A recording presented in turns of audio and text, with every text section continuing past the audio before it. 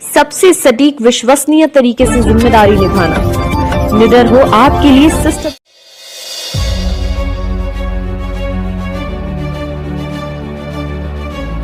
खाना जी, क्या मामला है? मेरा भाई आजाद जो है मुझे गुड़गांव से SIR के बहाने से लेके आके और अब मेरी जमीन जो है वो गिफ्ट करा ली है।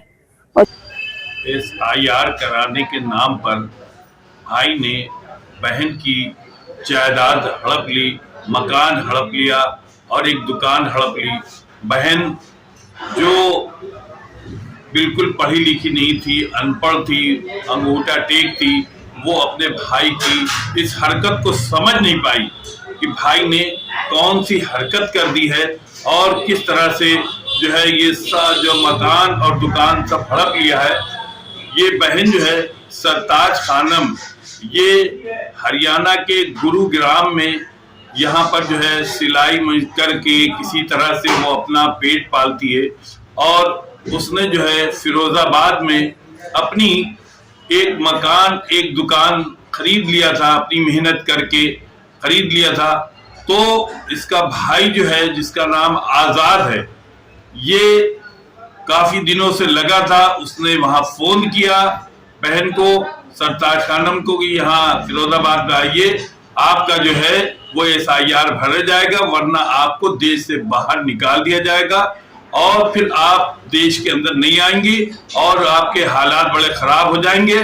तो ये भागती हुई जो है वो यहाँ फिरोजाबाद आई। फिरोजाबाद में यहाँ पर जो है उसने बुलाया, फिर इसने तहसील, जो भाई है आजाद, इसने तहसील के लोगों को मिला लिया, तहसीलदार को मिला लिया और ये जो रसूलपुर में यहाँ पर इसका एक मकान और एक दुकान थी, उसको कब्जा करने के लिए बाकायदा तौर पर दस्तावेज तैयार करे, बैनामा तैयार कराया और उसमें किसी तरह इसको जाल में फंसाया और वहां पर लिख दिया कि ये गिफ्ट में दे रहे हैं। ये चूंकि अनपढ़ थी, इस चीज को समझ नहीं पाई कि गिफ्ट क्या है और उसने इस पे साइन कर दिया आंख बंद करके। उसके बाद सारी जात हड़प ली है।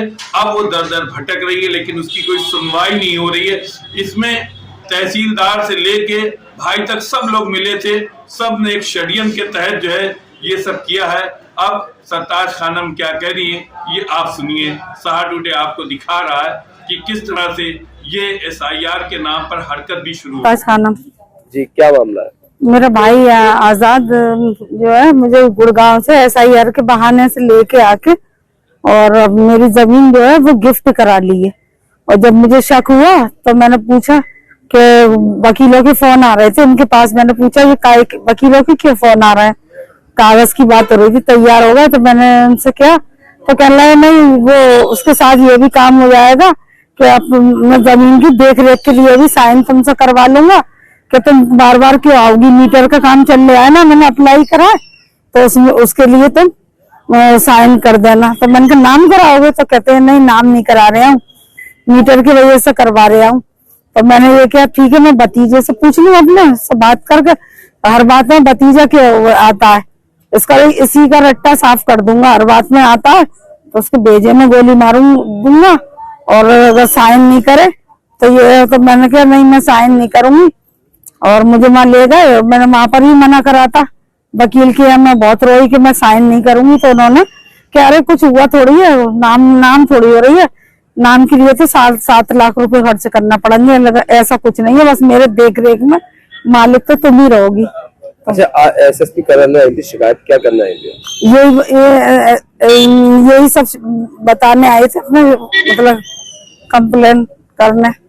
तो उसके बाद वहां से धमकियां मिल रही हैं कि अगर घर पे आई या इधर कहीं भी आई तो हम इसे मारेंगे और मेरे भतीजे को फंसाने के लिए वो हो रहा है कि इसको फंसा दे तो फिर देखेंगे ये क्या करेगी। क्या नाम है आपका, कहाँ रहती है? मैं प्रॉपर्टी से शुक्रवार अड्डे पे, और मैं तो हरियाणा में रहती हूँ, सिलाई का काम करती हूँ अकेली। और ये मेरा भतीजा है जो फराज, उसके खिलाफ थानों में कंप्लेन दे रहा है कि कभी कुछ कह रहा है कभी कुछ कह रहा है कि इसको अंदर कराना है। पुलिस से क्या बात है? पुलिस क्या कह रही है? पुलिस ये कह रही है वो जांच चल रही है आपकी।